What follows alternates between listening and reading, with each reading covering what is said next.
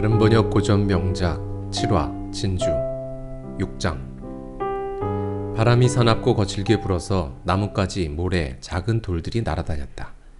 후아나와 키노는 옷을 단단히 여미고 코를 감싼 채 세상 속으로 나아갔다. 바람이 깨끗하게 씻어낸 까만 밤하늘에 별들이 차갑게 빛나고 있었다.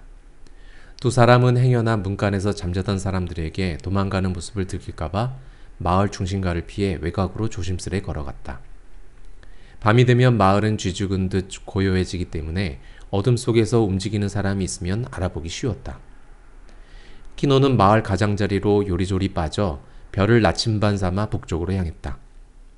그는 마을에서부터 성모 마리아의 기적으로 유명한 성지인 로레토까지 이어져 있는 바퀴자국이 깊이 팬 모래투성이 길을 발견했다. 바람이 불어 모래가 발목에 스치는 것을 느끼자 키노는 더 이상 발자국이 남지 않을 거란 생각에 기뻤다. 별에서 나오는 엷은 빛이 무성한 숲을 가로지르는 좁은 길을 안내해 주었다. 키노는 뒤따라오는 후아나의 발걸음 소리를 들을 수 있었다. 그는 빠르고 조용하게 갔고 후아나는 종종 걸음으로 쫓았다. 아주 오래된 뭔가가 키노의 안에서 동요했다. 밤에 출몰하는 어두움과 악에 대한 두려움 사이로 흥분이 밀려들었다. 조심스럽고 걱정되고 위험했기에 내면에 잠재되어 있던 동물적인 감각이 발동되었고 과거 그의 부족들로부터 비롯된 오래된 감각들이 내면에서 생생하게 살아났다. 뒤에서 바람이 불어왔고 별빛이 그를 안내했다. 숲을 속에서 바람이 울부짖다가 이내 사라졌고 가족들은 매 시간 변함없이 계속 앞으로 나아갔다. 마주친 사람도 없었고 보는 이도 없었다. 마침내 오른편으로 하얀 달이 떠오르자 바람이 사그러지고 육지는 고요해졌다. 이제 눈앞에는 모래가 깊이 패어 바퀴자국이 난 좁은 길이 보였다. 바람이 사라져 발자국이 남겠지만 마을에서 꽤 먼 거리였고 어쩌면 흔적을 들키지 않을 수도 있었다. 키노는 바퀴자국을 따라 조심스레 걸었고 후아나는 그의 발자국을 딛고 갔다. 아침에 큰 수레 하나만 마을로 향해 가도 이들이 남긴 자국을 깨끗이 지울 수 있을 터였다. 그들은 밤새 걸으며 속도를 늦추지 않았다. 한 번은 코요테토가 깨어나서 후아나가 아기를 앞으로 안아 다시 잠들 때까지 달래주었다. 밤에 아기 그들 주변에 있었다. 코요테는 숲을 속에서 울고 웃는 소리를 냈고 올빼미는 머리 위에서 날카로운 소리로 슉슉거렸다. 한 번은 몸집이 큰 짐승이 숲을 속에서 우지직 하는 소리를 내며 느릿느릿 지나갔다. 그러면 키노는 가족을 보호하기 위해 큰 작업용 칼을 손에 쥐고 주의를 기울였다. 진주의 노래가 키노의 머릿속에서 개성가처럼 울렸고 잔잔한 가족의 멜로디가 그 노래를 받쳐주듯 흘렀으며 두 노래가 잘 엮여서 흙먼지 속을 걷는 샌들을 받쳐주는 것 같았다. 그들은 밤새 걸었고 동이 트자 키노는 낮 동안에 은밀히 누워있을 만한 곳이 있는지 길가를 살폈다. 이 꼭 길 옆에서 알맞은 장소를 찾았는데 사슴이 쉬고 간 듯한 작은 빈터에 마르고 뒤틀린 나무가 길을 따라 심어져 있어 두꺼운 커튼 역할을 해주고 있었다. 후아나는 그곳에 앉아 아이를 간호했고 키노는 다시 길로 돌아갔다. 그는 나뭇가지를 꺾어 길에서부터 은신처까지 이어진 자신들의 발자국을 조심스레 지웠다.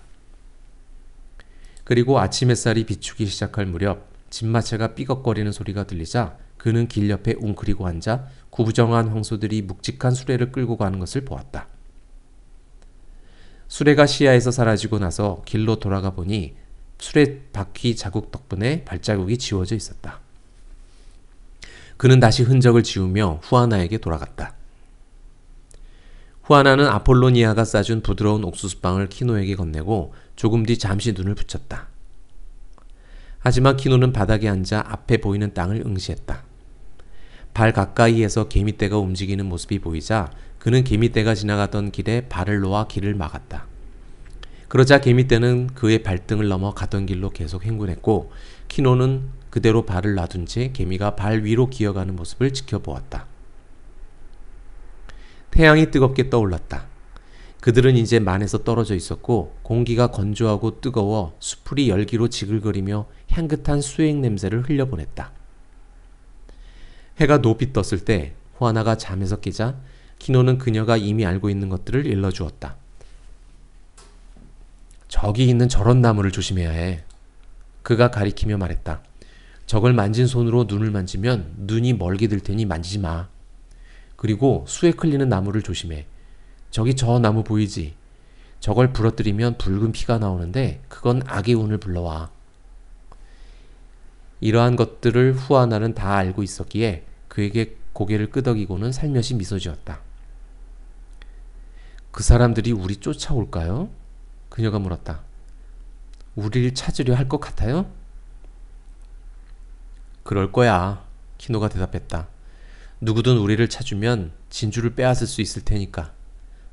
찾으려 할 거야. 그러자 후아나가 말했다. 어쩌면 진주 중개상 말대로 가치 없는 진주일지 몰라요. 이건 모두 망상일 수 있어요. 키노가 옷에 손을 넣어 진주를 꺼냈다. 진주를 태양에 비추자 눈이 따가울 정도였다. 아냐, 그가 말했다. 가치 없는 거였다면 훔치려 하지도 않았겠지. 누가 공격했는지 알아요? 그 중개상들이었어요? 몰라, 못 봤어. 그는 자신이 바라는 미래의 모습이 투영되어 나타나길 기대하며 진주를 들여다보았다. 마침내 이걸 팔게 되면 총을 살 거야. 키노는 소총이 보고 싶어 반짝거리는 진주 표면을 살폈지만 목에서 번뜩이는 피를 질질 흘린 채 땅에 움츠리고 누워있는 검은 몸체만 보였다. 그러자 서둘러 다시 말했다. 우리는 멋진 교회에서 결혼을 할 거야. 하지만 진주에서는 후아나가 맞아서 부어오른 얼굴로 밤에 집으로 기어오는 모습이 보였다. 우리 아들은 읽는 법을 배워야 해. 그가 몹시 흥분하여 말했다. 그러자 진주에서는 약을 먹어 붓고 열이 오른 코요티토 얼굴이 보였다. 키노는 진주를 밀쳐내듯 옷 속으로 집어넣었고 진주의 노래가 불길하게 그의 귓가에서 울렸으며 악의 노래와 뒤섞이고 있었다. 뜨거운 태양이 땅에 내리쬐자 키노와 후아나는 마치 레이스 같은 숲을 그늘로 들어섰다. 작은 잿빛 새들이 그늘 및 대지에서 깡충거리고 있었다. 한낮의 열기 속에서 키노는 좀 쉬어두기 위해 모자로 눈을 덮고 담요로 얼굴을 가려 파리를 쫓아내고는 잠에 빠져들었다. 하지만 후아나는 자지 않았다. 그녀는 바위처럼 조용히 앉아 평온한 얼굴을 하고 있었다. 키노가 때린 입은 여전히 부어 있었으며 커다란 파리들이 턱에 난 상처 주위를 윙윙거렸다. 하지만 그녀는 보초처럼 가만히 앉아 있었다. 이윽고 코요테토가 끼자 앞에 있는 바닥에 뉘이고는 아이가 팔을 흔들고 발을 차는 것을 지켜보다가 아이가 그녀를 보고 웃으며 까르륵거리자 미소로 답했다. 그녀는 땅에서 잔가지를 주워 아이에게 간지럼을 태웠고 짐꾸러미에 들어있던 조롱박을 꺼내 물을 먹였다.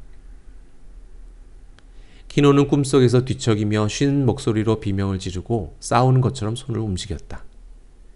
그리고는 신음하다가 갑자기 코를 벌름거리며 눈을 크게 뜨고 일어났다. 그는 귀를 기울였지만 열기가 지글대는 소리와 멀리서 슉슉거리는 소리만 들려왔다. 왜 그래요? 후아나가 물었다. 쉿! 그가 말했다. 당신 꿈꾼 거예요. 그런 것 같군. 하지만 그는 안절부절 못했고 옥수수빵을 건네받아 입에 넣으면서도 귀를 기울이느라 씹지도 못했다. 그는 불안하고 초조했다. 뒤를 돌아보며 큰 칼을 꺼내들고 칼날을 만져보았다. 코요티토가 바닥에서 까르르 대자 키노가 말했다. 조용히 시켜봐. 왜 그러는데요? 후아나가 물었다. 나도 모르겠어. 그는 눈을 짐승처럼 빛내며 다시 귀 기울였다. 그리고 조용히 일어나 몸을 구부리고 수풀을 헤치며 길이 있는 쪽으로 나아갔다. 하지만 길에는 들어서지 않고 가시 많은 나무 아래에 숨어 들어가 자신이 왔던 길을 내다보았다. 그때 누가 오고 있는 것이 보였다. 몸이 뻣뻣해지는 것을 느끼며 그는 머리를 숙여 떨어진 나뭇가지 사이로 그들을 엿보았다. 멀리 떨어져 있는 곳에 사람 형체가 셋 있었는데 2명은 걷고 있었고 1명은 말에 타고 있었다. 그들이 누구인지 알아채자 두려움이 오한처럼 그를 훑고 지나갔다. 걷고 있는 두 명이 바닥에 낮게 몸을 구부리고 천천히 길을 따라오는 모습이 멀리서도 보였다. 그때 한 명이 잠시 멈추어 땅을 내려다보자 다른 사람들도 그리로 갔다. 그들은 추적자들로 돌산에서 큰 뿔 야생양의 흔적도 쫓을 수 있는 사람들이었다. 그들은 사냥개처럼 예민했다. 그 사람이 가리킨 곳에 혹시 그와 후아나가 수레바퀴 바깥으로 디딘 발자국이 있을지도 모를 일이었다. 내륙에서 온 이 사냥꾼들은 나뭇가지가 부러지거나 작은 흙더미가 무너진 흔적도 찾아내어 쫓아올 수 있을 것이다. 그들의 뒤에는 검은 남자가 말 위에 앉아서 담요로 코를 가리고 있었으며 말 안장에는 소총이 햇빛을 받아 번쩍이고 있었다.